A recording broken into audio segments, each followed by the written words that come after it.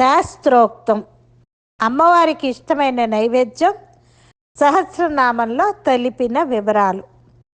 లలితా సహస్రనామంలో ఎన్నో సాధన రహస్యాలతో పాటు ఆ తల్లికి ఇష్టమైన నైవేద్యం కూడా వివరించి ఉంది. అవేంటో తెలుసుకుందామా? గుడాన్న ప్రీతమానస. గుడాన్న నివేదనకు అత్యధికమైనటువంటి ప్రాధాన్యం ఉంది. గుడము అంటే బెల్లం, అన్నం అంటే బియ్యంతో వండినదే అని అర్థం.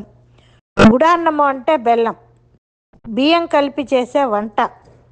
లలితామ్మవారికి గుడాన్నం అంటే ప్రీతి. బెల్లంకి నిలువ దోషం లేదు. రోజు కొద్దిగా పానకం కానీ బెల్లం ముక్క పెట్టినా కూడా చాలు. 2 స్నిగ్ధౌదన ప్రియ. ఫస్ట్ది ఏం చెప్పుకున్నాం? గుడాన్న ప్రీత మానస. 2 స్నిగ్ధౌదన ప్రియ. స్నిగ్ధ అంటే ఏంటి? తెల్లని. ఓదనము అంటే అన్నం. ప్రియ అంటే ఇష్టపడటం. తెల్లటి అన్నాన్ని ఇష్టపడే తల్లి అని లౌకిక అర్థం. తెల్లటి అన్నానగా ఏంటి? తెలుపు అన్నమని కాదు, స్వచ్ఛమైన పదార్థాన్ని ఇష్టపడే తల్లి అని. పారమార్థికంగా తెల్లగా ఉండే కొబ్బరిని ఉపయోగించి చేసే కొబ్బరి అన్నం ఆ తల్లికి ఇష్టం. 3 పాయసాన్న ప్రియ. క్షీరాన్నం. పయహ అంటే పాలు, అన్నం అంటే వండబడిన బియ్యం. పాలు బియ్యానికి మొదటి పదార్థం దత్తు చేసి వండిన వంట. ఆ తల్లికి ఈ వంటకం మీద ప్రీతి ఎక్కువ. 4 మధుప్రీత.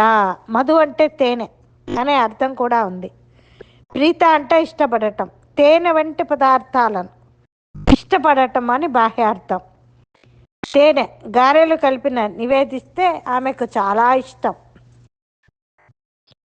దచ్చన్నా శక్త హృదయ. దధి అంటే పెరుగు, అన్నం అంటే బియ్యంతో వండింది. ఆసక్త అంటే అభిష్టాన్ని చూపడం. హృదయ అంటే అంతటి మనస్సు కలిగింది. పెరుగుతో వండిన అన్నం పట్ల ఆసక్తి కలిగిన హృదయం కలిగిన తల్లి అని అర్థం. అంటే దత్తోజనం. మద్గోదనాసక్త హృదయ. ముద్గ అంటే పెసలు, ఓదనం అంటే అన్నం. ఆసక్త అంటే అభిరుచి కలిగిన, హృదయ అంటే మనస్సు కలిగిన అని అర్థం. ఆ తల్లికి పెసలతో వండిన అన్నం అంటే ప్రీతి. పెసరపప్పు నానబెట్టి కాస్త బెల్లం వేసి పెట్టవచ్చు. పెసరపప్పు పాయసం చేసి నైవేద్యం పెట్టవచ్చు. ఆ తల్లికి ఇష్టమైన నైవేద్యం ఇది కూడా ముఖ్యమైనదే. నైవేద్యాలలో ఈ పెసరపప్పు అన్నం కూడా ముఖ్యమైనది. హరిద్రాన్నైక రసిక. హరిద్ర అంటే ఏంటి? పసుపు. అన్నం అంటే బియ్యంతో వండింది. మనం మన పరిభాషలో పులిహోరగా పిలుచుకుంటాం. ఆ తల్లికి హరిద్రాన్నం మీద ప్రీతి ఎక్కువ. అందుకే హరిద్రాన్నం ప్లస్ ఏక అంటున్నాం. అంటే ఈ హరిద్రాన్ని అత్యంత ప్రీతిగా సేవిస్తుంది. ఆ తల్లి క్రమంగా పులిహోర నివేదించి ప్రసాదంగా స్వీకరించటం, పంచటం లాంటివి చేస్తుంటే వారిని జ్యేష్ఠాదేవి బాధించదు. జ్యేష్ఠాదేవి పెట్టే బాధలు తొలగి శుభం కలుగుతుంది. 8 సర్వోదన ప్రీతి చిత్త. కదంబం. సర్వ అంటే అన్ని రకాలు, ఓదనం అంటే అన్నం, ప్రీత అంటే ఇష్టపడటం, చిత్త అంటే మనస్సు కలిగి ఉండడం. అన్ని రకాల ఆహార పదార్థాలను ఇష్టపడే చిత్తం కలిగిన తల్లి అని అర్థం. అన్ని రకాల కాయగూరలు అంటే బియ్యంతో చేసేస్తారు తయారీ. కాయగూరలను శుభ్రంగా కడిగి ముక్కలుగా తరగాలి. బియ్యం కందిపప్పులను శుభ్రంగా కడగాలి. కుక్కర్లో బియ్యం, కందిపప్పు, తరిగిన కూరగాయ ముక్కలు అంటే టమోటా వేయకూడదు. తగినవన్నీ నీళ్లు, ఉప్పు, పసుపు జత చేసి కుక్కర్లో ఉంచి ఉడికించాలి. బాణలిలో కొద్దిగా నూనె వేసి స్టవ్ మీద ఉంచి కాగాక ఆవాలు, జీలకర్ర, పచ్చిశనగపప్పు, మినప్పప్పు, ఎండుమిర్చి, ఇంగువ వేసి బాగా వేయించాలి.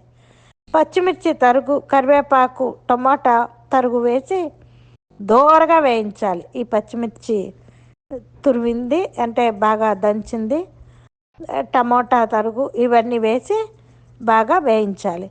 చింతపండు గుజ్జు, బెల్లం పొడి జత చేసి బాగా ఉడికించాలి. సాంబార్ పొడి వేసి మరిగించాలి.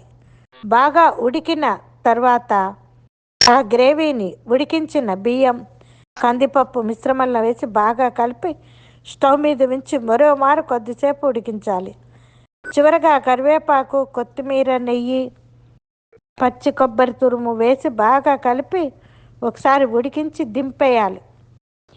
వేడి నెయ్యి జత చేసి అమ్మవారికి నివేదన చేసి ఆ తల్లి దీవెనలు పొందుదాం. ఇవి ఇస్తామని సహస్రనామంలో ఉన్నమాట నిజమే. అయినా మీ శక్తి కొద్దీ భక్తితో ఏది సమర్పించినా తృప్తిగా ఆ తల్లి స్వీకరిస్తుంది. ఇవన్నీ పెట్టగలిగే స్థితిలో మీరు నిండుగా ఉండాలి అని ఆ తల్లి స్తోత్రంలో పలికిస్తున్నదే తప్ప ఆత్మ నివేదన కన్నా గొప్ప నైవేద్యం ఏముంటుంది? తల్లి పట్ల మనకు ఉన్న ప్రీతిని ఆమె తృప్తిగా తినాలి అనే ఉద్దేశంతో ఒక పదార్థాన్ని వండే సమయం కూడా ఉపాసన అవుతుంది. ఆ సమయంలో ఎక్కువగా ఆమె గురించి ఆలోచిస్తూ చేయటం వల్ల ప్రసాదానికి అంత రుచి వస్తుంది. శ్రీమాత్రే నమః. సర్వం శ్రీ అమ్మ పాదార విందార్పణ వస్తు.